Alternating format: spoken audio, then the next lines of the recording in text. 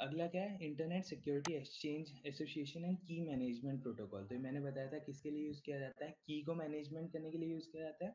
और दूसरा एक मेन काम क्या होता है इसका, ऑथेंटिकेशन का, CIA से याद करवाया था ना मैंने, ऑथेंटिकेशन हाँ, का काम होता है। ऑथेंटिकेशन और की मैनेजमेंट या की के ऊपर सारा काम करता है ये। तो ये जो होता है ISA के MP, इसका काम ही ये होता है कि ये ऑथेंटिकेशन और की एक्सचेंज वाले में हेल्प करें। तो ये ना एग्ज़ैक्ट नहीं बताएगा कि मेरे को यही एल्गोरिथम कोई भी एग्ज़ैक्ट नहीं बताएगा। IPsec में होता ही यही है, ये चीज़ याद रखना। एल्गोरिथम कहीं पे भी एग्ज़ैक्ट नहीं बताया जाएगा। ये सिर्फ़ बताएँगे कि ये चीज़ें तुम्हें यूज़ करनी है इसके अंदर। अब उनके लिए कैसे यूज़ करोगे उस चीज़ को, वो तुम्हारी मर्ज़ी है। बस लेकिन ये चीज़ें तुम्हें यूज़ करनी है। इन द सेंस देखो, जैसे IS ये बोलेगा कि ऑथेंटिकेट करना पड़ेगा तुम्हें अपनी कम्युनिकेटिंग डिवाइसेज़ को। अब तुम ऑथेंटिकेट कैसे कर रहे हो वो मैं नहीं सोचूँगा, लेकिन ऑथेंटिकेशन चाहिए मेरे को उसके अंदर। चाहे तुम डिजिटल सिग्नेचर से करो, चाहे किसी और चीज़ से करो, मेरे को नहीं पता। फिर creation and management of security association, तुम्हें सिक्योरिटी एसोसिएशन क्रिएट करना पड़ेगा, की जनरेट करनी पड़ेंगी, तुम्हें एन्क्रिप्शन करनी पड़ेंगी उसके अंदर। Threat mitigation in the sense, mitigation होता है रिड्यूस करना या कम करना या रिमूव करना, मिटिगेट करना, कम करना, याद रखना इस वर्ड को। थ्रेट मिटिगेशन में हेल्प करता है। तो ये सब चीज़ों में हेल्प कर रहा है लगभग, हर चीज़ में देखो, ऑथेंटिकेट कर रहा है। सबसे पहले क्या होता है, मेरे को आइडेंटिटी पता करनी है, आइडेंटिटी पता करने के बाद मैं कम्युनिकेशन को रूल्स को डिफाइन करता हूँ, तो वो कहाँ जाते हैं, एसेस के अंदर। फिर उसके बाद एन्क्रिप्शन के लिए क्या चाहिए होता है, की ज़रूरत होती है। फिर उस पे कोई थ्रेट आ गया, तो ये तो नॉर्मली तुम याद भी रख सकते हो, अगर नॉर्मली तुम कम्युनिकेशन सोचोगे, ठीक है? और याद रखना हाँ, ये भी क्या होता है, एक फ्रेमवर्क होता है, सारे लगभग फ्रेमवर्क है, कहीं पे भी कोई भी ऐसा एग्जैक्ट रूल नहीं प्रोवाइड करा, तो इसलिए बोला जाता है फ्रेमवर्क होता है ये, ठीक है? यही है ओके। इसके अंदर। तो इसका हेडर कुछ इस प्रकार का दिखता है। ठीक है, बकवास है। इसमें अलग-अलग फ़ील्ड्स हैं, जैसे देखो इनिशिएटर कुकी, किसने स्टार्ट किया कम्युनिकेशन, उसकी कुकी, ये 8 बाइट्स की होती है, ठीक है? तो ये कुकी के अंदर जो होता है ना, उसके सिक्योरिटी एसोसिएशन पड़ा होता है, समझ रहे हो कि क्या-क्या है उसके अंदर, डिलीशन का कब हुआ, नोटिफ़िकेशन एस्टेब्लिशमेंट कब हुआ, उनके बारे में चीज़ें इन्फॉर्मेशन होती है। रिस्पॉन्डर, रिस्पॉन्डर क्या है, जिसने रिस्पॉन्ड किया है उसकी कुकी, इन द सेंस उसका एस्टैब्लिशमेंट, उसका नोटिफिकेशन, उसका डिलीशन। ये 3 तो समझ रहे हो ना? एस्टैब्लिश करता हूँ जब, नोटिफाई करता हूँ चेंज करना वगैरह, जब डिलीशन है, 3 ही चीज़ तो होती हैं। एक तो तुम इंसर्ट करो, डिलीट करो, अपडेट करो, ये तो 3 क्वेरीज़ पढ़ी हैं एसक्यूएल के अंदर, तो वही तो लिखी है, एस्टैब्लिश करो, नोटिफाई करो या डिलीट करो। नेक्स्ट पेलोड, अब ये क्या होता है ना, जैसे इसमें क्या बताया कि एक ये फ्रेमवर्क है, इसके अंदर बहुत सारे प्रोटोकॉल्स क्या कर सकते हैं, काम कर सकते हैं। प्रोटोकॉल जो हेल्प करते हैं मेरे को इन 4 चीज़ों के अंदर, इन 4 चीज़ों में हेल्प करते हैं। तो वो कौन-सा प्रोटोकॉल तू यूज़ कर रहा है यहाँ पे, वो डिफाइन होता है। जैसे कुछ भी नहीं यूज़ कर रहा है, सिक्योरिटी एसोसिएशन का यूज़ कर रहा है, प्रपोज़ल, ट्रांसपोर्ट, की एक्सचेंज, आइडेंटिफिकेशन सर्टिफिकेट, तो कौन-सा यूज़ कर रहा है, वो सारी चीज़ें यहाँ पे डिफाइन होती है नेक्स्ट पेलोड के अंदर। फिर मेजर वर्जन, इन्होंने बकवास डेफिनेशन है, सुन लो। मेजर वर्जन क्या है कि major version of ISKMP in use, minor version of ISKMP in use, बकवास चीज होती है। एक्सचेंज टाइप में बोल रखे हैं कि ये बताता है कि ऑर्डरिंग ऑफ मैसेजेस, कि तुम्हारे मैसेजेस कैसे ऑर्डर्ड हैं, उनके बारे में बताता है, ठीक है? और अगला ओके। मैसेज आईडी, ये आइडेंटिफिकेशन, आइडेंटिफायर होता है हर मैसेज का, यूनिक आइडेंटिफायर होता है बस, ठीक है, बकवास। लेंथ की बात करें तो लेंथ बता देगा, टोटल लेंथ बताता है, याद रखना हमेशा, हेडर और पेलोड्स की, ठीक है? 2 फेज़ में काम करता है। पहले फेज़ में तुम्हें एग्री करना पड़ता है किस पे, कौन सी चीज़ों पे। सबसे पहला काम याद रखना एग्री करने का है। तो अपने फर्दर नेगोशिएशन ट्रैफिक्स पे एग्री करो, और सेकंड में क्या करो, एस्टैब्लिश करो सिक्योरिटी एसोसिएशन को, उनको स्टोर करके रखो कहीं न कहीं। ये 2 फेज़ हो गए इसके बकवास से। ठीक है? इंटरनेट की एक्सचेंज सबसे लास्ट टॉपिक था, मैंने क्या बताया था, कीइंग मटेरियल पे काम करता है, केएम पे याद रखना, कीइंग मटेरियल पे काम करता है, ठीक है? हाँ, इसका हेल्प किसमें करता है, ये सिक्योरिटी एसोसिएशन को सेटअप करने में भी हेल्प करता है। इन द सेंस हमने तो बोल दिया कि अब सेटअप करो अपना सिक्योरिटी एसोसिएशन, इसमें डॉक्यूमेंट बनाओ। अब वो कैसे सेटअप करोगे, वो कौन हेल्प करेगा, इंटरनेट की एक्सचेंज हेल्प करेगा। ठीक है, याद रखना। इन्होंने लिखा है, मेरे को पता नहीं एग्ज़ैक्ट ये है, एक बार नेट पे सर्च कर लेना उस टाइम पे, कि अभी वो यूज़ कर रहा है, IKE वर्ज़न 2 यूज़ कर रहा है इसका, ठीक है? तो ये पहले फिर से सिक्योरिटी एसोसिएशन की रूल बता दिया कि सबसे पहले उनको वो क्या करता है, सेट ऑफ नेगोशिएटेड टर्म्स होता है बिटवीन 2 कम्युनिकेटिंग डिवाइसेस, जो सक्सेसिव कम्युनिकेशन के अंदर यूज़ करेंगे, बकवास चीज़ है, ठीक है? तो IKE के अंदर ये एट्रीब्यूट्स होने ही होने चाहिए, ये मैंडेटरी एट्रीब्यूट्स हैं तुम्हारे, इन द सेंस जो तुम अपना ऐसे क्रिएट करोगे, ऐसे समझते हो ना, सिक्योरिटी एसोसिएशन, हेलो, हाँ हाँ।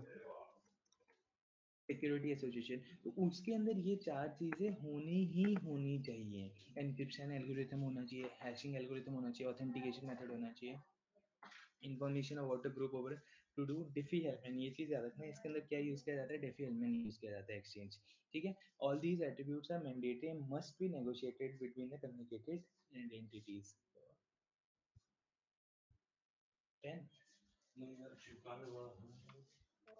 ठीक है भाई। और मनीष, बोल सिक्योरिटी बोल। एसोसिएशन में वो एस्टैब्लिश करने का काम तो दूसरे एल्गोरिदम का होता है ना, ISMP नहीं, के बाद। एस्टैब्लिश नहीं करता, ये एस्टैब्लिश नहीं करता, इसका काम होता है उसको स्टोर करना, उसको कैसे सेट करेगा, इन द सेंस मान ले तेरे को मैंने क्या बोला, एक लेटर लिखने के लिए बोल दिया, तो लेटर का क्या फॉर्मेट होगा, कैसे उस लेटर को डिफाइन करेगा तू, वो सारा काम IKE का होगा, समझ है, how to set up a security association, वो जो फॉर्मेट वगैरह होगा ना, उसके अंदर क्या क्या चीजें तू डिफाइन करेगा, क्या क्या चीजें लिखेगा, वो तेरा IKE बताएगा, ठीक है। ठीक है। तो उसके अंदर ये चारों चीजें होनी ही होनी चाहिए, याद रखना, डिफी एलिमेंट का यूज करते हैं, ये एट्रीब्यूट्स मैंडेटरी हैं, तो कौन कौन से यूज किए जा सकते हैं, ठीक है।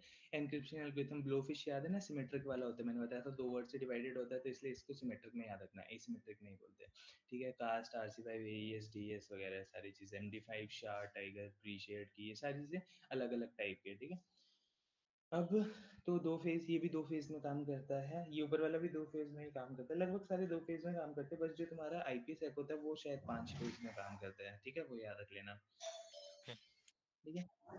इसके दो फेज होते हैं, वही सेम चीजें होंगी, दो फेज कुछ भी नहीं होगा, पहले के फंक्शन में क्या करोगे, MNS करोगे, ठीक है, पहले म्यूचुअल ऑथेंटिकेशन करोगे, ऑथेंटिकेट करो आपस में, फिर नेगोशिएट करोगे क्रिप्टोग्राफिक पैरामीटर्स, और तीसरे में सेशन कीज को क्रिएट करोगे ऐसे, ठीक है। और फिर उसके बाद फेज 2 में क्या हो गया, अब क्रिएट होगी ना, अब उसके बाद ना एक टनल क्रिएट हो जाता है, इसके अंदर एक टनल क्रिएट होगी, जब ये तुमने तीनों काम कर दिए तो हम मान के चलते हैं उनके बीच में एक टनल क्रिएट होगी जो कि सिक्योर्ड टनल है। तो अब इधर से तुम सारा डेटा भेजोगे अपने अंदर, तो इसके अंदर ना जो भी डेटा जाएगा वो कीइंग मटेरियल के थ्रू जाएगा, कीइंग मटेरियल कुछ भी हो सकता है, कीज हो सकती हैं तुम्हारी जो कि हेल्प करेंगे एन्क्रिप्ट करने में, DSS हो गया, मतलब सारे डिजिटल सिग्नेचर्स हो गए, पब्लिक की, प्राइवेट की, वो सारी चीज की में जो भी हेल्प करते हैं ना एन्क्रिप्शन वगैरह में, वो कीइंग मटेरियल्स के अंदर आते हैं। तो इन्हीं की, अब फिर सेकंड स्टेप में क्या करते हो, तुम नेगोशिएट करते हो इन कीइंग मटेरियल के ऊपर कि कौन सा तुम कीइंग मटेरियल यूज करोगे, जो टनल के अंदर जब भी तुम बात करोगे, तो या तो तुमने जो ऊपर बनाई की सेशन की उसके थ्रू कर सकते हैं, या हम नई जनरेट कर सकते हैं, मर्जी है। अब अगला, ओक्ले की डिटर्मिनेशन प्रोटोकॉल, तो यहाँ पे जो की मटेरियल जनरेट कर रहे हैं हम, उसको जनरेट करने में हेल्प करता है ओक्ले की डिटर्मिनेशन प्रोटोकॉल। इसका काम क्या होता है, की डिटर्मिनेशन प्रोटोकॉल है using which two authenticating parties can agree on secure and secret key material, समझ लो इसका काम किसमें होता है, secure and secret key materials में हेल्प करता है जनरेट करने में या एग्री करने के ऊपर, ठीक है। तो जो हम ये किसके ऊपर में कहते बेस्ड हैं है, वही वाली ना। हाँ ये जो सेकंड स्टेप तुमने यूज, अच्छा ठीक। ठीक है। तो अब इसकी बात की जाए किसके ऊपर बेस्ड होता है, डेफी हेलमैन के ऊपर यूज कर बेस्ड है, याद रखना है ये चीज कि इंटरनेट एक IKE, जो लास्ट में दो चीजें हैं IKE और ओकली वाले, ये दोनों डेफी हेलमैन में ही यूज किए जाते हैं इसके अंदर ज्यादा, ठीक है।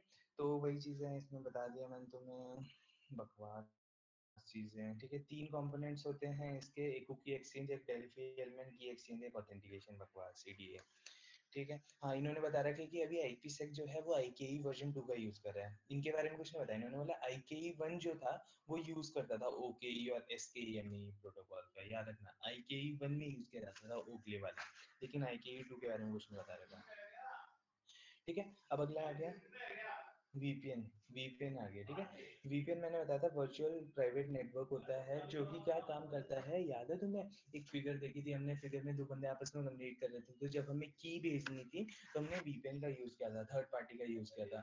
VPN क्या क्रिएट करता है, जो तुम्हारा जिस भी दो बंदों के बीच में VPN क्रिएट होता है, वो एक सिक्योर टनल की तरह क्रिएट होता है, टनल, टनल को एक टनल की तरह मत सोचना, टनल हम तब भी बोलते हैं जब जहां से कोई और बंदा नहीं जा सकता, जिसके किसी, अगर कोई इसके अंदर जाने की कोशिश कर करेगा तो बहुत मोटी सी दीवार है, टनल की तरह सोचो इस चीज को, एक मोटी सी दीवार है, उसके अंदर घुसने, अब एक टनल सोचो और एक नॉर्मल रोड सोचो, तो नॉर्मल रोड में घुसना इजी होगा, टनल के अंदर घुसने के लिए हमें उसका जहां से entry points in the sense जो दो आपस में बात कर रहे हैं वहीं से घुसना पड़ेगा। तो वीपीएन वो हेल्प करता है, वो टनल क्रिएट करने की कोशिश करता है जिसमें जो भी डेटा जाएगा वो सारा डेटा एनक्रिप्टेड होगा, आईपीसेक प्रोटोकॉल का यूज करेगा, या एल2टीपी प्रोटोकॉल्स बहुत सारे होते हैं, तो यहाँ पे आईपीसेक की बात करें तो यहाँ पे आईपीसेक प्रोटोकॉल्स का यूज होगा उसके अंदर, ताकि वो जो भी डेटा होगा वो आपस में एनक्रिप्टेड होगा, ताकि जो भी डेटा उस टनल से पास होगा सारा एनक्रिप्टेड होगा और कोई भी उसको खराब नहीं कर सकता है।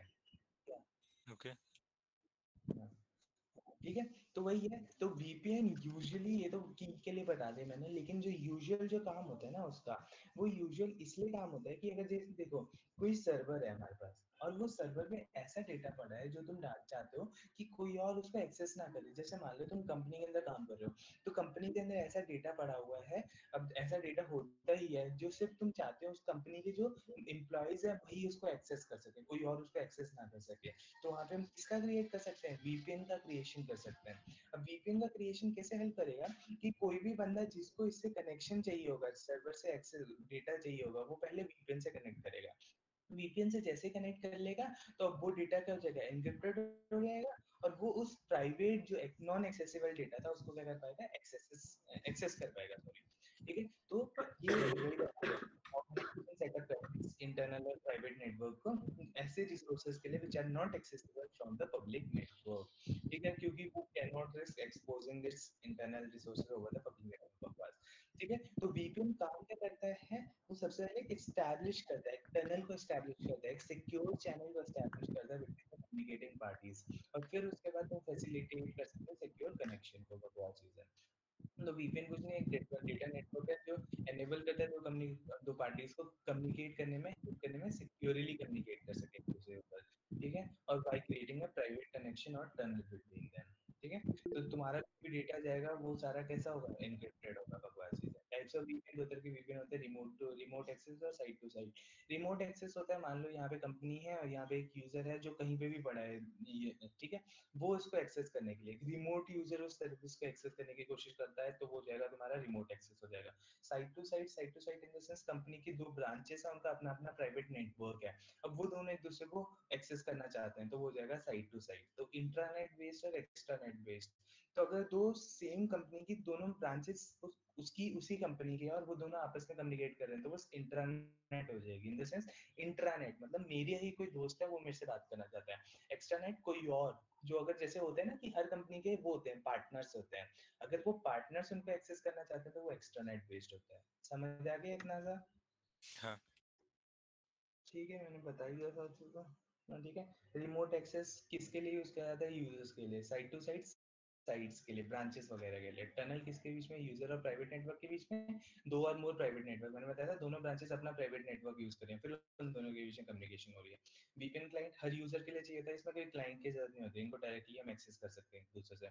ठीक है, टनल टनल एस्टैब्लिश करोगे हर यूजर के लिए एस्टैब्लिश करोगे, क्योंकि वो कहीं पे भी हो सकता है, लेकिन यहाँ पे ब्रांच में बहुत सारे लोग हैं, यहाँ पे ब्रांच में बहुत सारे लोग हैं, अगर मैं एक टनल भी क्रिएट करूँ तो इजीली वो आपस में बात कर सकते हैं ना, वो सारी चीजें। तो वही है, multiple users use the same tunnel, simple चीज है, याद रखना है इस चीज को। ठीक है, चैलेंजेस ऑफ यूजिंग वीपीएन।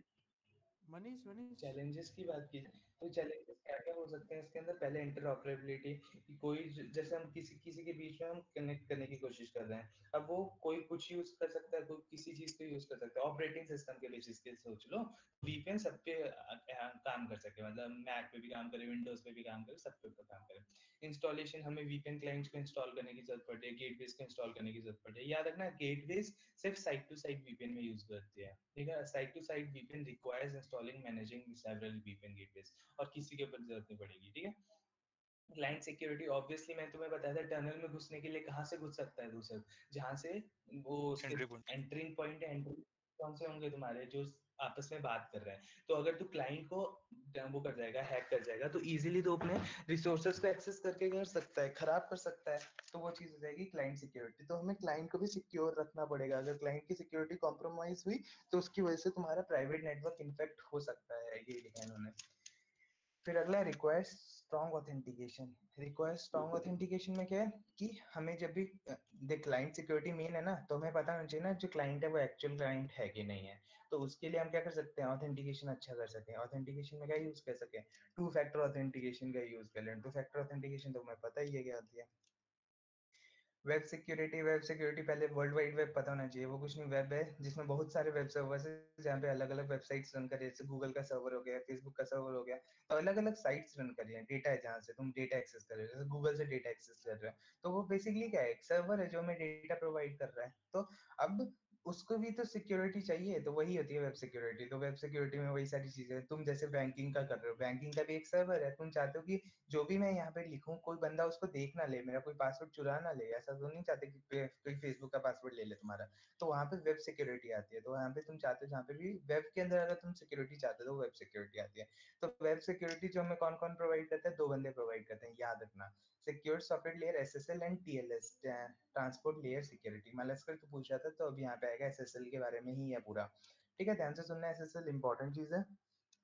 तो क्या है ये दोनों वेब सिक्योरिटी प्रोटोकॉल, अभी बताया मैंने। वेब सिक्योरिटी के लिए किसको यूज किया जाता है, सिक्योर सिक्योरिटी लेयर और टीएलएस को यूज किया जाता है। क्या है ये प्रोटोकॉल्स हैं, protocols in the sense rules, frameworks, कुछ भी डिफाइन करेंगे, एक्चुअल नहीं बताएंगे कभी।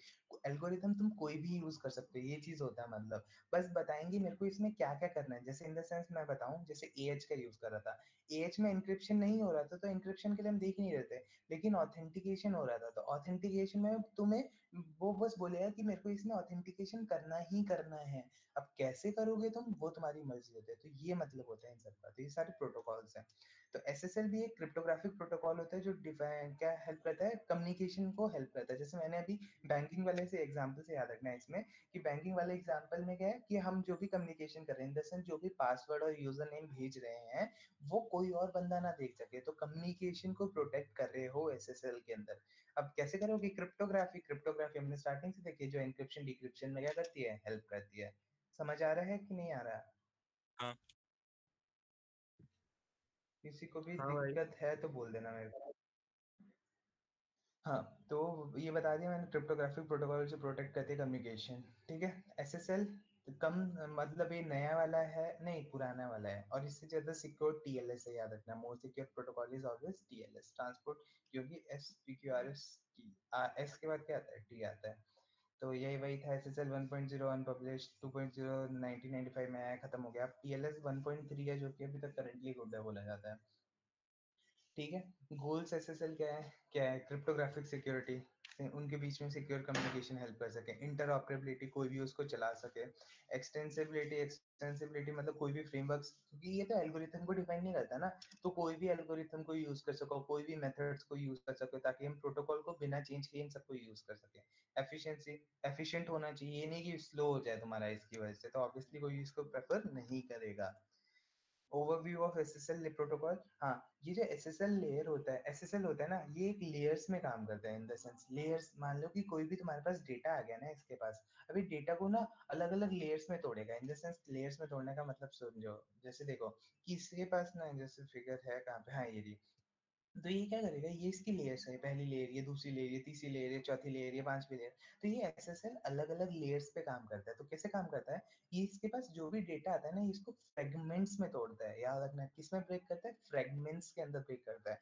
फ्रेगमेंट छोटा पार्ट होता है जिसको इजीली मैनेज कर सकते हैं। मैं बोल रहा था, ये क्या करता है, एसएसएल के पास कोई भी डेटा आता है, सबसे पहले फ्रैगमेंट्स में तोड़ता है। अब ये फ्रैगमेंट्स जो होते हैं ना, वो इतने साइज के होते हैं कि वो इजीली मैनेज कर सके।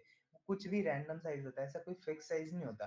लेकिन बस ये होता है कि इसका मैक्सिमम साइज डिफाइन होता है। मैक्सिमम साइज होता है 2 की पावर 64। तो ये जो फ्रैगमेंट्स होते हैं, या तो ये 2 की पावर 64 बिट्स के होंगे, या फिर लेस देन 2 की पावर 64 होंगे। तो मैक्सिमम जो होता है 2 की पावर 64 होता है। ठीक है, तो फिर एक बार ये ओके। फ्रैगमेंट्स टूट गए, तो ये क्या करेगा, उस फ्रैगमेंट को कंप्रेस करेगा। ये सबसे इंपॉर्टेंट होता है इसके अंदर। कंप्रेस क्यों किया जाता है, कंप्रेस करने से दो फायदे होते हैं। पहला फायदा होता है डेटा का साइज छोटा होता है, डेटा का साइज छोटा है तो ऑब्वियसली फास्टर होगा ये चीज। दूसरा फायदा क्या होता है, जब हम कंप्रेस कर देते हैं ना, कंप्रेस करने की वजह से अगर मैं कहीं पे भी इसमें रैंडमली एक बिट का भी चेंज करूंगा ना, तो पूरा डेटा खराब हो जाएगा। पूरा डेटा खराब हो जाएगा तो ऑब्वियसली मेरी सिक्योरिटी क्या हो जाएगी, अच्छी हो जाएगी। तो ये दो फायदे होते हैं कंप्रेस करने के। तो सबसे पहले अपने डेटा को ब्रेक करो, फिर क्या करो, कंप्रेस करो।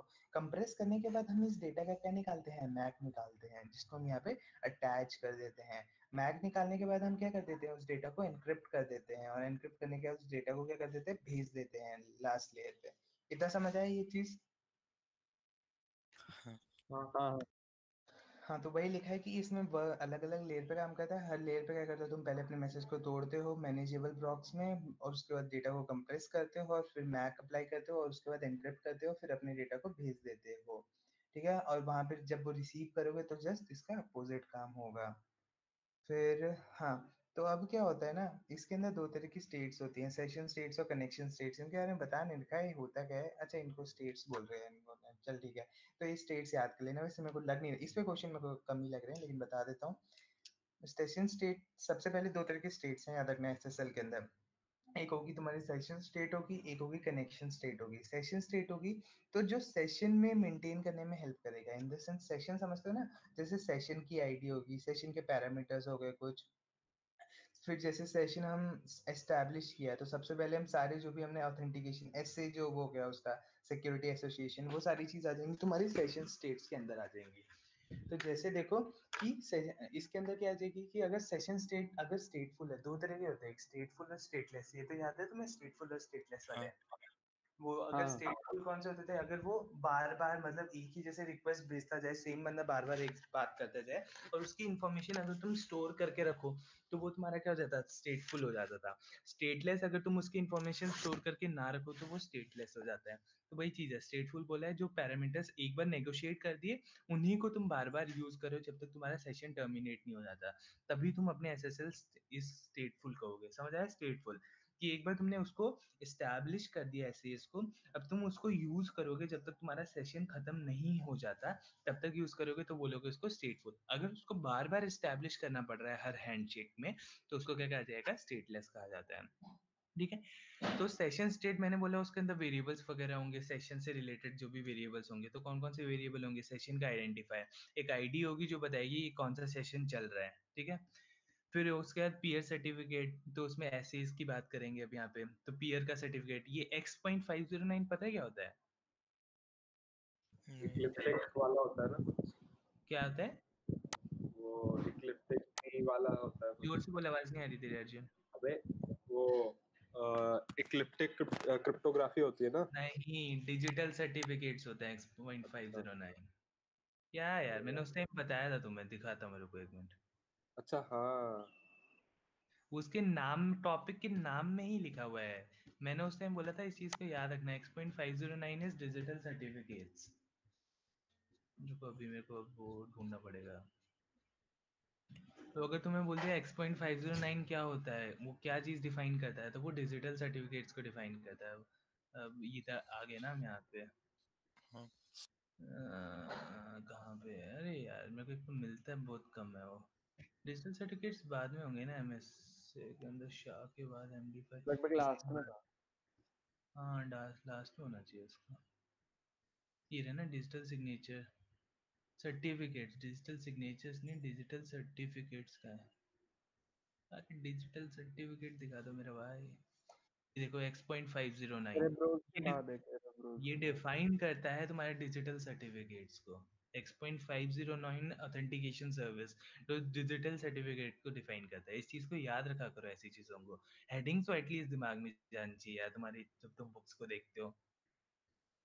ठीक है, तो ये डिजिटल सर्टिफिकेट को रखता है, किसका, दूसरी पार्टी का डिजिटल सर्टिफिकेट मेरे पास होगा ऑब्वियसली, ताकि मैं उसको ऑथेंटिकेट कर सकूं।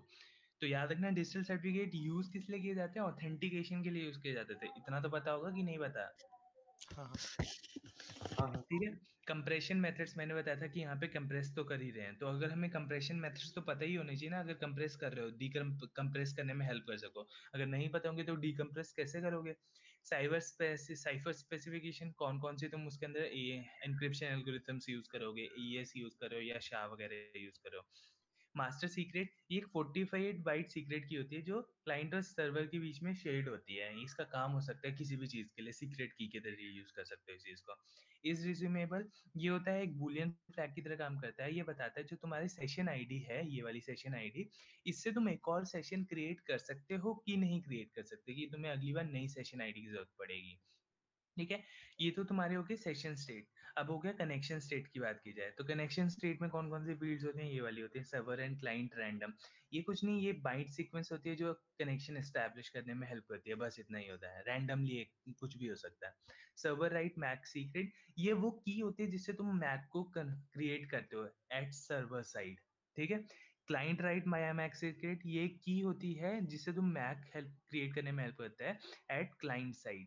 सर्वर राइट की ये साइफर की होती है। ये दोनों कीज में डिफरेंस समझ रहे हो, ये मैक में हेल्प कर रही है, ये एंक्रिप्शन में हेल्प कर रही है, एग्जैक्ट एक्चुअल एंक्रिप्शन। मैक के बाद मैक अपेंड करके तुम एंक्रिप्शन करते हो, ये तो देखा था ना वी फिगर के अंदर। हाँ हाँ तो वो, तो ये वो राइट की वो साइफर की है जो कि जिससे डेटा कौन एनक्रिप्ट करेगा, नाम से याद रखना, सर्वर एनक्रिप्ट करेगा और किसको भेजे, और क्लाइंट उससे क्या करेगा, डिक्रिप्ट करेगा। वैसे उसके लिए हो गया इनिशियलाइजेशन वेक्टर्स। इनिशियलाइजेशन वेक्टर्स याद है कहाँ यूज होते थे?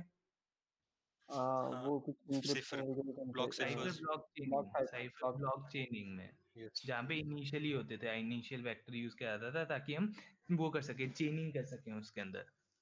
और अगले वाले के लिए क्या यूज किया जाता था आउटपुट फीडबैक मोड के लिए? Shift register. शिफ्ट रजिस्टर कितने बिट्स का होता है वो? 48 नहीं 48 नहीं होता 64 का होता है 64 यस 64 64। ठीक है, तो ये वो इनिशियलाइजेशन वेक्टर है, समझ गए? सीक्वेंस नंबर तुम्हें पता ही है, जब भी कोई भी कनेक्शन करते हो टीसीपी यूडीपी के लिए तो उसमें सीक्वेंस नंबर्स होते हैं ना, एक्नॉलेजमेंट नंबर्स, सीक्वेंस नंबर्स, हाँ वो सीक्वेंस नंबर है और कुछ ओके नहीं है। ठीक है, एसएसएल रिकॉर्ड लेयर। ठीक है, और ये लेयर सबसे इंपॉर्टेंट लेयर है क्योंकि ये सबसे लास्ट वो लेयर होती है जहाँ पे तुम्हारा डेटा तुमने एनक्रिप्ट कर दिया, कंप्रेस कर दिया, मैक अपेंड कर दिया। जो सबसे लास्ट में जिस लेयर के पास डेटा पहुंचता है ना उसको बोला जाता है सिक्योर एसएसएल रिकॉर्ड लेयर कहा जाता है। Is the last protocol that receives the raw data from the higher application layer. इतना समझ आ गया? तुमने डेटा पे पूरा हाँ काम कर लिया, उसके बाद सबसे लास्ट में जिसका डेटा जाएगा वो रिकॉर्ड लेयर होगी। तो रिकॉर्ड लेयर का ऑब्वियसली काम क्या होगा, डेटा को ट्रांसमिट करना, सिंपल सी बात है। तो ये फैसिलिटेट करती है डाटा को ट्रांसफर करना। और हर बेसिक यूनिट ऑफ डेटा क्या होती है इसमें, रिकॉर्ड होती है, ये चीज याद रखना कि ओके एसएसएल के अंदर जो बेसिक यूनिट ऑफ डेटा है उसको रिकॉर्ड कहा जाता है। और हर रिकॉर्ड के अंदर दो पार्ट्स होते हैं, एक तो हेडर होगा, एक डेटा होता है जो नॉर्मली होता है। तो हेडर कितने बाइट्स का होता है, 5 बाइट का होता है। अब 5 बाइट में क्या क्या चीजें हो सकती हैं, ये सारी चीजें हो सकती हैं। ठीक है, तो पहले रिकॉर्ड टाइप हो गया, मेजर वर्जन माइनर वर्जन, ये तो देख लिया तुमने। लेंथ ऑफ डेटा कितना है उसके अंदर रिकॉर्ड के अंदर, तो एक 2 बाइट्स का। रिकॉर्ड टाइप जो होते हैं कि वो 4 तरह के रिकॉर्ड टाइप्स को वो करता है, ये अलाउ करता है एसएसएल के अंदर। एक handshake records, change cipher spec records, alert records, application data records. तो ये 4 तरह के रिकॉर्ड्स है। कौन सा टाइप ऑफ रिकॉर्ड तुम यूज करने वाले हो तो वो डिफाइन करते हो तुम रिकॉर्ड टाइप के अंदर। ये समझ आ गया? तो ये रिकॉर्ड क्या होता है, रिकॉर्ड लेयर क्या होती है, इसका सबसे लास्ट लेयर है जहाँ पे एक्चुअली तुम्हारा डेटा पहुंचेगा एसएसएल का, उसको बोला जाता है रिकॉर्ड लेयर। इसका मेन काम क्या है, डेटा को ट्रांसमिट करना सिंपली। और सबसे बेसिक यूनिट एसएसएल के अंदर कौन सी होती है, रिकॉर्ड होती है। रिकॉर्ड दो पार्ट्स में डिवाइडेड होती है, डेटा और रिकॉर्ड। Sorry, header. हेडर कितने साइज का होता है, 5 बाइट्स का होता है। इसमें एक दो, सबसे पहले टाइप हो गया, मेजर वर्जन, माइनर वर्जन और लेंथ वाला हो गया। ठीक है, और रिकॉर्ड टाइप्स कितने होते हैं, 4 तरह के होते हैं। याद रखना इस चीज को। ये मैंने फिगर मैंने तुम्हें समझाई दी है। ठीक है, ये चीज तुम समझ ही गए होगे। फ्रेगमेंटेशन, सबसे पहले डेटा को क्या कर रहे हो, फ्रेगमेंट कर रहे हो। कितने में, 2 के, सॉरी मैंने 64 बोल रहा है, मैंने गलत याद किया है, 14 होता है, सॉरी यार सॉरी। ठीक है, फिर कंप्रेशन और डीकंप्रेशन मैंने बता दिया, कंप्रेशन सबसे इंपॉर्टेंट है। तो सबसे पहला जो डेटा है उसको क्या बोला जाता है, एसएसएल प्लेन टेक्स्ट रिकॉर्ड्स कहा जाता है। फिर उसको क्या किया, कंप्रेशन, तो उसको किस में कन्वर्ट कर देता है, एसएसएल कंप्रेस स्ट्रक्चर में कन्वर्ट कर देता है। फिर एसएसएल, अब अगला क्या है, पेलोड प्रोटेक्शन मतलब एन्क्रिप्शन। तो इसके ऊपर तुम क्या करोगे, एन्क्रिप्शन लगाओगे और मैक अप्लाई करोगे। सबसे पहले तो वैसे मैक अप्लाई किया जाता है। ठीक है, बस बकवास चीज है, कुछ नहीं इसके अंदर। मनीष, ठीक है, हाँ बोले यार। ये कॉम्प्रेस क्यों करते थे हम? कॉम्प्रेस, दो मैंने कॉम्प्रेस नहीं, कंप्रेस, दो मैंने तेरे को बताया था अभी, तो दो एडवांटेज बताए थे ना इसके, कि नहीं सुनाई नहीं दिया था क्या उस टाइम पे? भूल गया। अरे दो, पहला काम ये है कि तूने डेटा को छोटा कर दिया, डेटा को छोटा कर दिया तो ट्रांसमिट करने में हेल्प करेगा। दूसरा काम क्या है कि कंप्रेस्ड है, कंप्रेस मतलब बिल्कुल भी जगह नहीं है बीच में, एक भी जगह, ऐसा सोच उसको। तो अगर तू उसमें कहीं पे भी बिट्स में चेंज करेगा ना तो पूरा डेटा खराब हो जाता है तेरा उसका। तो उससे तेरे इंक्रिप्शन में बहुत अच्छी हेल्प होती है। इंक्रिप्शन नहीं बोलूंगा, इंटीग्रिटी बोलूंगा, इंटीग्रिटी में बहुत अच्छी हेल्प होती है। इंक्रिप्शन ही प्रोवाइड करता है कभी भी कंप्रेशन में। तो समझ आया? हाँ तो ये चीज़ हो गई, ये मैंने बता दिया। एसएसएल प्लेन टेक्स्ट रिकॉर्ड होता है 2 या 14 बाइट्स, ठीक है। ये इसको कन्वर्ट करता है एसएसएल कंप्रेस बाइट में। ये इसको क्या करता है, प्रोटेक्ट करता है कैसे? पहले मैक अप्लाई करता है, मैक अप्लाई करने के बाद एन्क्रिप्शन प्रोवाइड करता है, ठीक है। और ये तुम जो भी टेक्निक्स परफॉर्म करोगे, मैंने बताया था ना कि एल्गोरिथम फिक्स नहीं होते इसके अंदर, लेकिन कहीं ना कहीं तो स्टोर भी करने पड़ेंगे ना, ताकि तुम डिक्रिप्ट कर सको वगैरह वगैरह कर सको। तो साइफर स्पेक वो डॉक्यूमेंट होता है जहाँ पे तुम एक्चुअली उसको क्या करते हो, स्टोर करके रखते हो। किस किस को, मैक को, एन्क्रिप्शन एल्गोरिथम्स को। समझ आई इतनी सी चीज? और ये साइफर से एक साथ ही में जाता है या अलग से जाता है? है? ये जो साइफर से जिसमें इंक्रिप्शन एल्गोरिथम या क्या यूज कर रहे हैं वो होता है ना, हाँ, ये वो तेरे पास अलग, स्टोर करके रख, वो अपने दोनों पास के स्टोर पास, करके रख। सर्वर के पास और जब क्लाइंट ऐसे, अलग। हाँ देख, ये जो होंगे वो तो सबसे पहले तो तूने डिफाइन कर ही दिए होंगे ना, कि जब तूने कम्युनिकेशन स्टार्ट हुई होगी तो तूने पहले से बोल ही दिया होगा कि मैं ये चीजें यूज करने वाला हूँ, अब मैं इनको क्या कर लेता हूँ, अपने अंदर स्टोर करके रख लेता हूँ, अपने पास स्टोर करके रख लेता हूँ। तो एसएसएल के अंदर जो भी चीजें यूज कर रहा है तो उसको साइफर स्पेक के अंदर स्टोर करके रखेगा। अच्छा ठीक है। वो अपने पास स्टोर जाएंगी नहीं है, क्या फायदा जाने का, भेजने का, जबरदस्ती डेटा बढ़ाएगा, ठीक है। एसएसएल चेंज है, अब ये क्या है, एक प्रोटोकॉल है, ठीक है। चेंज साइफर स्पेक प्रोटोकॉल, नाम से याद रहे ना, एक प्रोटोकॉल है। ये हेल्प करता है कि अगर तुमने साइफर स्पेक में कभी भी चेंज किया ना, मतलब इन द सेंस अपने मैक एल्गोरिथम में चेंज कर रहे हो, कंप्रेशन वाले एल्गोरिथम में चेंज कर रहे हो, तो उसमें अलर्ट नोटिफिकेशन प्रोवाइड करने में हेल्प करता है। Notifies about the change in the cipher parameters. समझ आ गया इस चीज में? हाँ और ये सिंगल ही मैसेज होता है जिसमें चेंज बताएगा, और उसको भी क्या किया जाता है, एनक्रिप्ट और कंप्रेस किया जाता है। हर चीज को एनक्रिप्ट और कंप्रेस किया जाता है एसएसएल के अंदर, ठीक है। तो ये नोटिफाई करता है कम्युनिकेटिंग पार्टीज को about any change in the previously negotiated cipher specification और कीज, ठीक है। बकवास, ठीक है, बकवास है। एसएसएल अलर्ट रिकॉर्ड, अलर्ट है ये, अलर्ट मैसेजेस भेजने के लिए कि कहीं पे कोई प्रॉब्लम आ गई है, तब तो तुम अलर्ट करते हो ना एक दूसरे को। तो वही चीज है, ये सिग्नल करता है problems with the SSL session. कहीं पे भी प्रॉब्लम वगैरह आ गई तो उसको सिग्नल करना, बाकी को बताना, ठीक है। तो इसके अंदर ना दो दो बिट्स का दो साइज होता है इसका, दो चीजें जाती है। एक तो वो सिवियरिटी बताता है और एक डिस्क्रिप्शन बताता है, कितने हाई लेवल का अलर्ट है कि छोटे लेवल का अलर्ट है, और कैसा टाइप ऑफ अलर्ट है। तो ना इसका साइज जहां तक मेरे को पता है, हाँ 2 बाइट का होता है। एक अलर्ट लेवल होता है, अलर्ट कोड होता है। देखो अलर्ट लेवल जो होगा वो 0 10 हर के लिए अलग होगा, तो उससे तुम पता कर सकते हो कि कौन सा टाइप ऑफ मैसेज भेजना चाहता है वो। फिर दूसरा क्या है, अलर्ट कोड। अलर्ट कोड, अच्छा अलर्ट कोड बता दिया मैंने। अलर्ट लेवल, अभी अलर्ट लेवल है, ये बताता है कि कैसा टाइप है, कितना हाई लेवल का है, छोटा लेवल का, जैसे वार्निंग लेवल का है, फेटल लेवल का है, या बस इधर तो दो ही तरह के हैं, ठीक है। तो वार्निंग और फेटल, फेटल का याद रखना, फेटल से होता है कि वो पूरा जो होता है ना, सेशन आईडी होती है उस टाइम पे, वो खत्म कर देते हो, उसकी जो वैलिडिटी है ना वो इनवैलिडेट हो जाती है। जब फेटल रिकॉर्ड होता है तो इमीडिएट टर्मिनेशन होता है कनेक्शन का, ये गलत चीजें नहीं होता। वो क्या करता है, सेशन आइडेंटिफायर को इनवैलिडेट कर देता है। सेशन चलता रहता है, सेशन चलता रहता है, वो आपस में बात कर सकते हैं, लेकिन अगर कहीं पे तुम्हें सेशन आईडी की जरूरत पड़ेगी ना, तो तुम्हें एक नई सेशन आईडी जनरेट करनी ही पड़ेगी। देखो, preventing the fail session from being used to establish new communication, क्योंकि सेशन आईडी इनवैलिडेट हो चुकी है, लेकिन जो कनेक्शंस हैं वो सेशन वो कंटिन्यू हो सकता है। ये मेरा मतलब समझ आया फेटल का? फेटल का मतलब ये है कि जो तुम्हारी सेशन था, आईडी थी, वो तुमने इनवैलिडेट कर दी है, कि अगर तुम्हें सेशन आईडी की जरूरत पड़ेगी उसको रिज्यूम करना है सर्विस को, तो तुम नहीं कर पाओगे। लेकिन जो सेशन ऑलरेडी चल रहा है वो चलता रहेगा, तुम आपस में बात कर सकते हो उस टाइम पे। समझ आया फेटल का? हाँ हेलो, हाँ हाँ हाँ, समझ में आया। लगे हूँ। हाँ ठीक है, बताते हैं तुम्हें। दो होते हैं, एक अलर्ट लेवल, एक अलर्ट कोड हो गया, एक एक बाइट का होता है दोनों का साइज। अगला 17वां पन्ना, ठीक है। एसएसएल हैंडशेक प्रोटोकॉल्स, तो हमने क्या, हम कौन से प्रोटोकॉल पढ़ लिया, एक चेंज साइफर स्पेक प्रोटोकॉल कर दिया, जो साइफर स्पेक में कोई चेंजेस आ गए तो नोटिफाई करेगा। अलर्ट प्रोटोकॉल, अगर कोई प्रॉब्लम आ गई तो अलर्ट करेगा।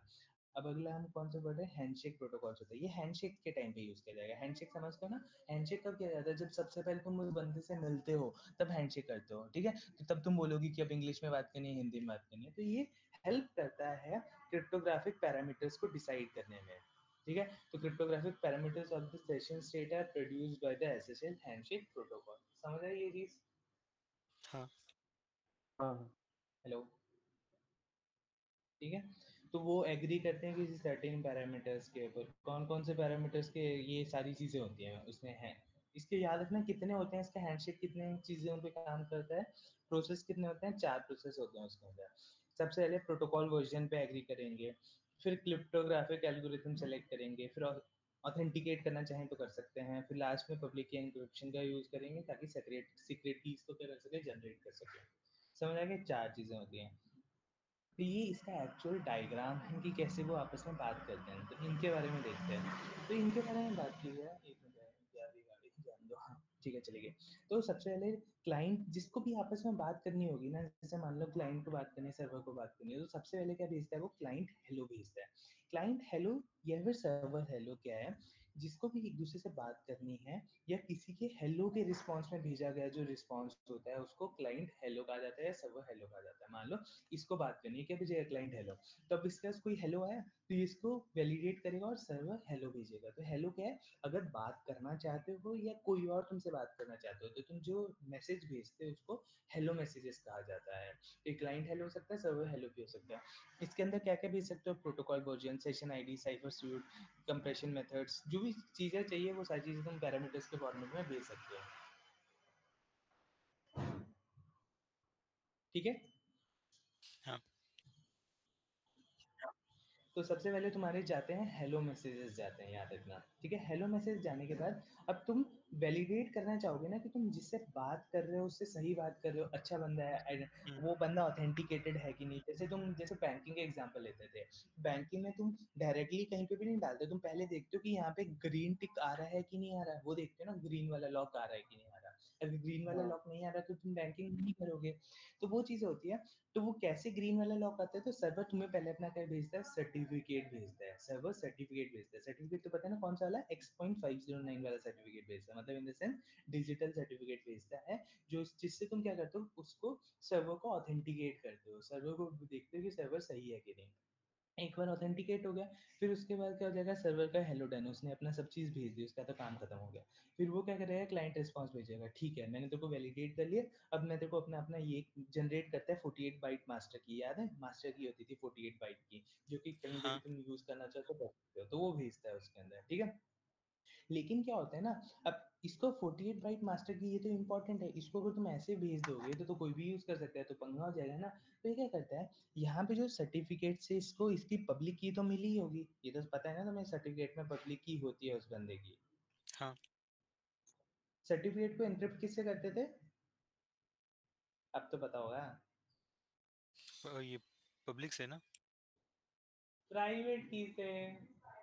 पब्लिक की अच्छा मैं सॉरी, भेज रहा हूँ, अरे क्या ओके उल्टा मतलब, ओके होता हाँ था, हाँ, प्राइवेट इसमें उल्टा होता था सॉरी जैसे इसमें इसमें उल्टा होता होता था। है। ओके डिजिटल सर्टिफिकेट्स में उल्टा होता है सारे तरीकों से। तो आरएसए में मैंने बताया था, आरएसए का भी एक तरीका होता था डिजिटल सर्टिफिकेट जनरेशन का। तो उसमें भी लास्ट में मैंने बताया था कि पी के बाद डी का यूज करूंगा इसके अंदर, अगर मेरे को तो याद है, तुम्हें याद नहीं होगा।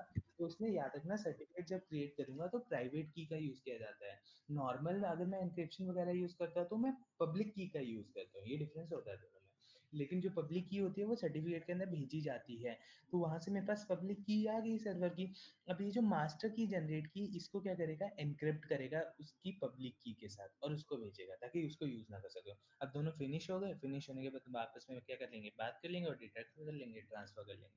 तो वही सारी चीजें मैंने तुम्हें बता दी, ठीक है। तो ये बता दिया कि वो सर्वर के सर्टिफिकेट से ऑथेंटिकेट करता है, अगर वैलिड हुआ तो एक मास्टर की जनरेट करता है जिसका एनक्रिप्ट करता है उसकी पब्लिक की के साथ, जो कहाँ से मिला, उसका सर्वर के सर्टिफिकेट से मिला, ठीक है।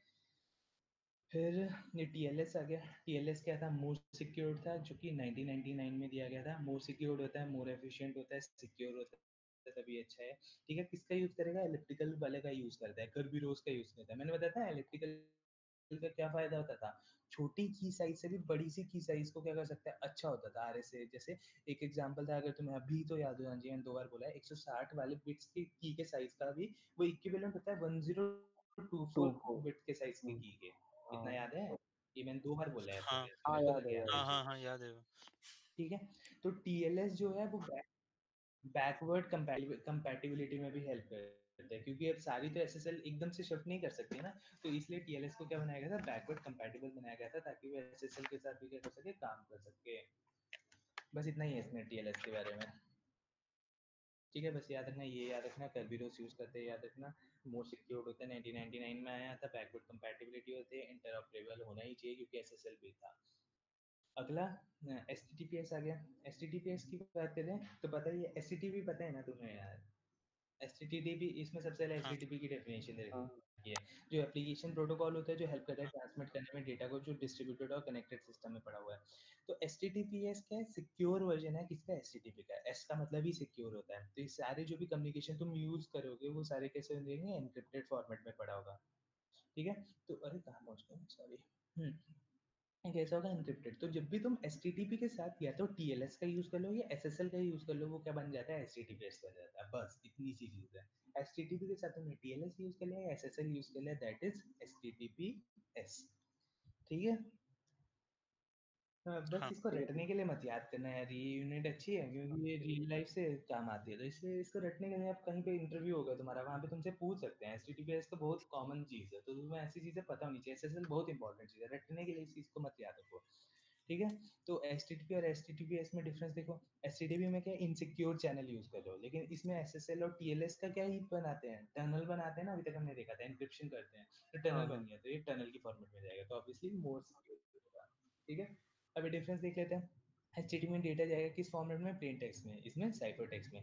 हाँ, इसका पोर्ट याद कर लेना, 80 होता है, इसका 443 होता है। ठीक है, ये एसएसएल और टीएलएस का यूज नहीं करता है, ये यूज करता है सर्टिफिकेट्स के साथ एचटीटीपी एचटीटीपीएस। ये अवॉइड करना चाहिए, प्रेफर्ड है। ठीक है, do not favour the insecure websites. हाँ, देखो पता, तुम्हें पता है ना, गूगल जो होता है वो कैसे देता है, वो पहले देखता है कौन कौन सी वेबसाइट सिक्योर्ड है, उनका जो रिजल्ट होता है टॉप पे आने लग जाता है। अगर तुम देखोगे तो उसका एल्गोरिथम थोड़ा सा ऐसा भी है, वो एसएसएल भी देखता है, वो इनसिक्योर वेबसाइट को देता ही नहीं है, वो थोड़ा नीचे रखता है उन सारी वेबसाइट्स को, तो उसलिए इंप्रूव रेपुटेशन हो जाता है वेबसाइट का सर्च इंजन में। ठीक है, worried about their data, confident about their data, तो बस पोर्ट नंबर इंपॉर्टेंट है, और एसएसएल का यूज करते हैं, साइफर टेक्स्ट का यूज करते हैं, ये सब चीज इंपॉर्टेंट। ठीक है, मोटिवेशन बकवास है यार, मोटिवेशन क्या है तुम्हें पता ही है, सिक्योरिटी वगैरह, format, port number, representation. Port number 443 हो गया, कलर वो एक ग्रीन कलर का पैड वाला सिंबल आ जाता है, इसके अंदर सिक्योर्ड हो जाता है तुम्हारा जो भी चीज़ें रहेंगी। ठीक है, तो सिक्योर्ड इन द सेंस तुम्हारे, क्योंकि वहाँ पे सर्टिफिकेट का यूज़ कर रहे हैं, तुम्हें पता है ना एसएसएल में किसके थ्रू सिक्योरिटी मिलती है, सर्टिफिकेट के थ्रू। स्टेप भी देखा था हमने। हाँ हाँ हम्म, ठीक है, ये ऐसा दिखने लग जाता है, ये तो तुमने देखा है यार, इसमें क्या ही बताना। ठीक है, अब अगली बात की जाए, सिक्योर इलेक्ट्रॉनिक ट्रांजैक्शंस। ठीक है, सेट सेट है तो बकवास ही, इसका में कुछ खास नहीं है, ये मतलब यूज भी नहीं किया जाता था। ये किसने दिया था, मास्टर कार्ड और वीजा वालों ने दिया था। क्यों दिया था, ये दिया था ताकि तुम क्रेडिट कार्ड के ट्रांजेक्शन्स को सिक्योरली परफॉर्म कर सको, उसके लिए दिया गया था। लेकिन इसकी कॉम्प्लेक्सिटी बहुत ज़्यादा थी, इसलिए इसको कहीं पे भी इंडस्ट्री में यूज़ नहीं किया जाता। बस याद रखना किसने दिया था, वीज़ा वालों ने या मास्टर कार्ड वाले ने दिया था। सिक्योरिटी टेक्नोलॉजी है जो कि हेल्प करती है क्रेडिट कार्ड के ट्रांजेक्शन्स को परफॉर्म करने के अंदर, कहीं पे भी यूज़ नहीं किया जाता क्योंकि कॉम्प्लेक्सिटी बहुत ज़्यादा है इसके अंदर। ठीक है, अभी भी हम एचटीटीपी का ही यूज़ करते हैं, इसका यूज़ नहीं करते हैं। ओके तो ये क्रिप्टोग्राफिक प्रोटोकॉल है, मतलब एनक्रिप्शन डिक्रिप्शन जब भी होगा वो क्रिप्टोग्राफिक प्रोटोकॉल होगा, ताकि हम किसको भेज सके, एनक्रिप्टेड क्रेडिट कार्ड के नंबर्स को भेज सके इंटरनेट के ऊपर कोई बिना दिक्कत के। ठीक है, इसमें 5 बंदे होते हैं, इशूअर, कार्ड होल्डर, बैंक, मतलब समझो, ये इसको एक बैंकिंग की एग्जांपल की तरह सोचो, जैसे अमेजोन पे तुम क्या कर रहे हो, वो कर रहे हो, मतलब कुछ ले रहे हो, तो इशूअर तुम हो जाओगे, समझ लो, जो काम करना चाहेगा। फिर यूजर, सॉरी इशूअर, अरे सॉरी यार, जो तुम्हें इशूअर है, जो जिसका बैंक तुम एटीएम तुम यूज कर रहे हो वो इशूअर होगा, सॉरी गलत बोला। यूजर तुम हो जाओगे, मर्चेंट जिसके ऊपर भी काम कर रहे हो, जैसे अमेजोन वगैरह हो जाएगा। एक्वायरर, जिसके बैंक के थ्रू तुम पेमेंट करोगे, जैसे समझो जैसे एसबीआई वगैरह हो गया। पेमेंट गेटवे तुमने देखा होगा ना, जैसे तुम नेट बैंकिंग करते हो तो वो एक रीडायरेक्ट करता है, देखा होगा तुमने, रीडायरेक्ट करके हाँ कहीं और भेजता है तुम्हें, अगर तुम्हें हाँ याद हो। तो वो पेमेंट गेटवे होता है तुम्हारा, जो कि एक्चुअली में तुम्हें रीडायरेक्ट करता है वहां पे भेजने का। तो यही चीजें समझा रखी है इसके अंदर। और ये बोल रखा है कि दोनों को सीए यूज होनी चाहिए, मतलब सर्टिफिकेट अथॉरिटी यूज होनी चाहिए इन द सेंस, तभी वो इसका यूज कर सकते हैं इसके अंदर। तो जैसे देखो यूज़र है, यूज़र सबसे पहले अपना ऑर्डर प्लेस करेगा और प्रोवाइड करेगा इन्फॉर्मेशन को। ये तुम्हारी अमेज़न वाली क्या करेगी, सबसे पहले फॉरवर्ड करेगी किसी गेटवे पे, देखा ही होगा तुमने, दूसरी जगह भेजी। दूसरी जगह भेजने के बाद वो क्या करेगी, अब उसके पास मर्चेंट के पास गया, वो जो यहाँ से इन्फॉर्मेशन आई वो अपने बैंक के पास देखेगी, बैंक के पास देखने के बाद क्या करेगी, ऑथराइज़ करेगी, ऑथराइज़ करने के बाद इसको कन्फर्मेशन देगी, ये इसको कन्फर्मेशन देगा। तो ये इसके अंदर स्टेप्स होते हैं, इसके अंदर सेट के अंदर। सेट किसने दिया था, वीज़ा और मास्टर कार्ड ने दिया था, लेकिन यूज़ नहीं किया जाता है ताकि हम इसका एन्क्रिप्टेड क्रेडिट कार्ड के नंबर्स को हम क्या कर सकते हैं, भेज सकें इधर से उधर। ये मैंने तुम्हें बता ही दिया सारे।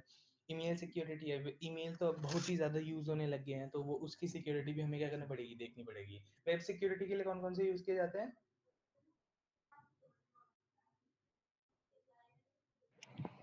वेब सिक्योरिटी किससे यूज़ की जाती है? SSL और TLS।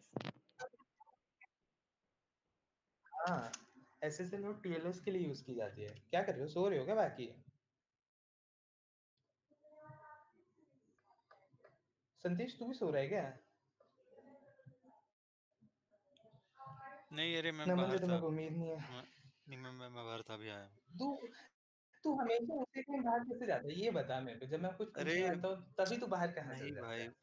अरे पापा ने बुलाया था तो मैं कहाँ क्या ठीक करूँ भाई, घर पे ही हूँ ना। चल ठीक है, ठीक है। ठीक है चल।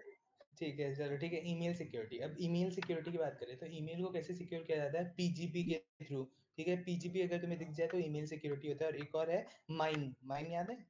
यस माई माइन मेल सीन के नहीं लिए। याद होगा, सीन तो बहुत कम को ही याद है। ठीक है, तो हाँ हाँ, मील्स वगैरह यूज़ किया जाता है। ठीक है, तो पीजीपी और माइन का यूज़ किया जाता है, तो वही इन दोनों के बारे में समझाना है इसके अंदर। पीजीपी होता है प्रेटी गुड प्राइवेसी। किसके लिए यूज़ किया जाता है, ईमेल की सिक्योरिटी प्रोग्राम के लिए यूज़ किया जाता है। कब डेवलप किया था, 1991 में यूज़ किया था।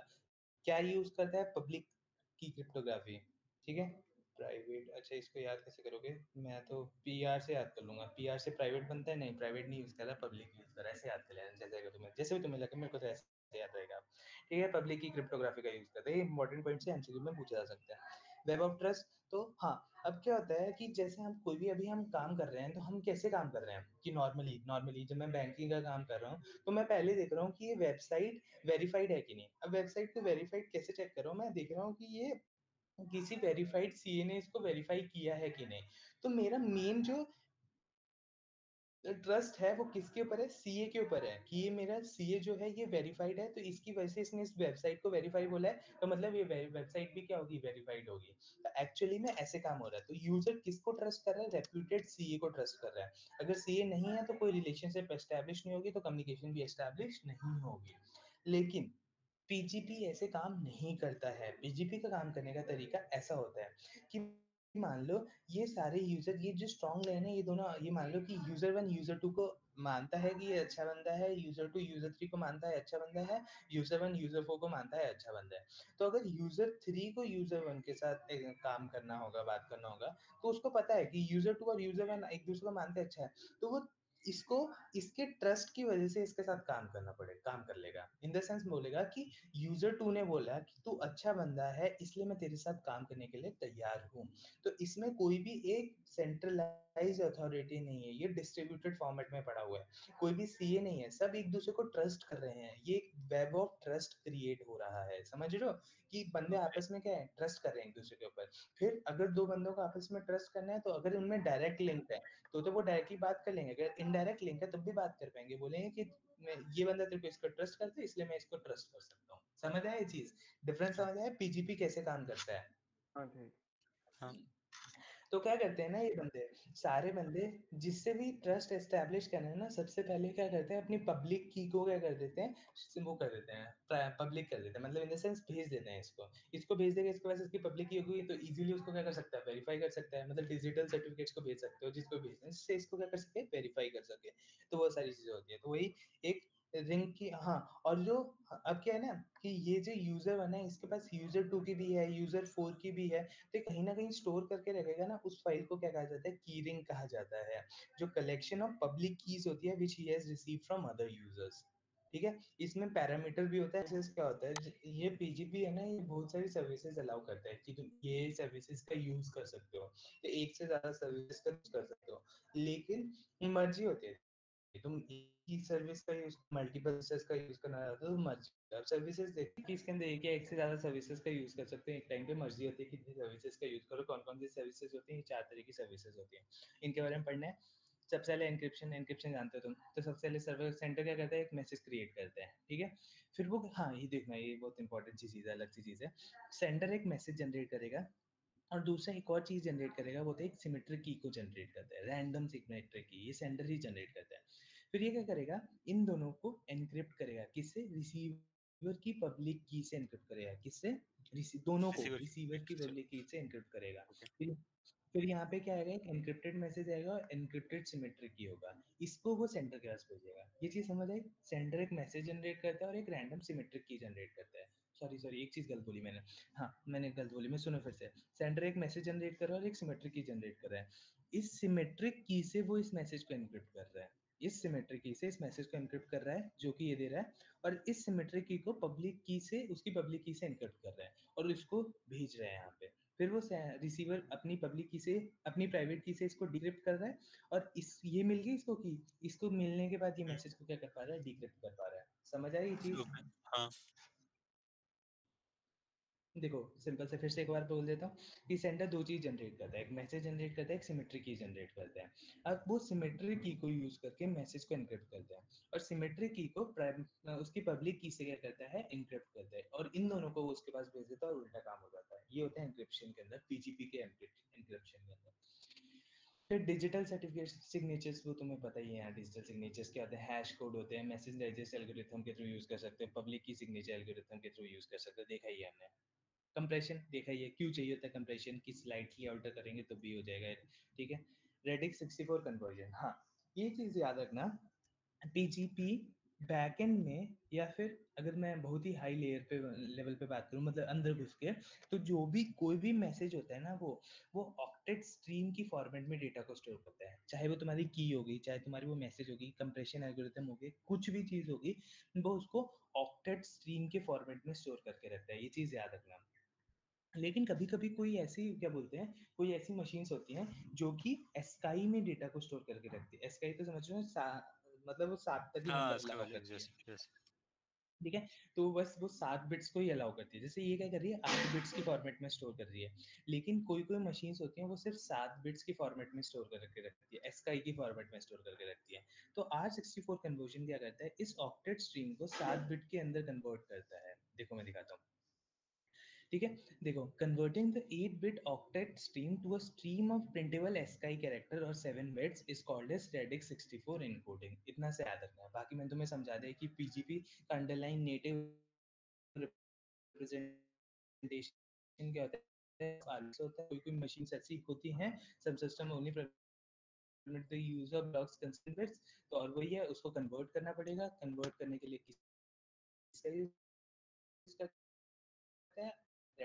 ठीक है अब ये खत्म हो गया ना नहीं हो गया अच्छा माइम बचा है अच्छा हाँ एक तो हमने पीजीपी पढ़ा है दूसरा माइम होता है ठीक है पीजीपी एल्गोरिथम पब्लिक की याद रखना है आरएसए का यूज करता है एनक्रिप्ट करने में पब्लिक की में एल्गेमरल एनक्रिप्ट करने के लिए डीएसए में डीएसएस का यूज करता है सिग्नेचर के लिए सिमेट्रिक की में किसी का भी यूज कर सकता है हैश में किसी का भी कंप्रेशन में भी किसी का यूज कर सकता है अगला माइम ठीक है माइम एन्क्रिप्शन का तरीका नहीं होता है मैंने उस टाइम गलत बोलता मेरे को पता था लेकिन माइम जो होता है देखो सबसे पहले जो ईमेल्स बनाए गए थे ना उससे नॉर्मली टेक्स्ट बनाए गए थे सबको वो एक ऐसा प्रोटोकॉल था जो कि अलाउ करता है कि ईमेल के साथ तुम टेक्स्ट इमेजेस ऑडियो वीडियो देखा है ना तुम चीजें भेज सकते हो ना हाँ तुम अटैचमेंट्स यस ईमेल्स के अंदर हाँ तो वो अटैच कौन हेल्प कर रहा है हमें माइम हेल्प कर रहा है तो mime is an extension of the original internet email protocol that let users to use the protocol to exchange different kind of data files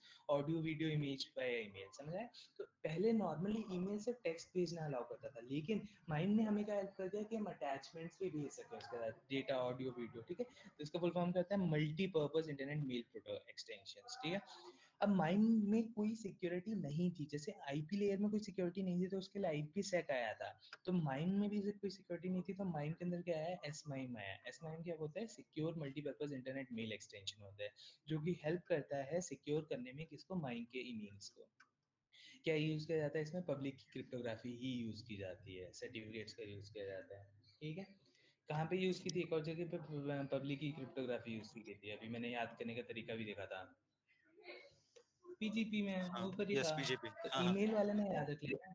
हाँ, ईमेल वाले में डायरेक्टली याद कर लेना कि दोनों में ही पीजीपी और एस माइन में दोनों में क्या यूज़ किया जाता है? पब्लिक की क्रिप्टोग्राफी यूज़ की जाती है, ठीक है? जैसे पीजीपी सर्विसेज प्रोवाइड कर रहा था, कितनी सर्विसेज थी? 4 थी। इसमें भी क्या आती हैं? इसमें 5 सर्विसेज हैं, ठीक है?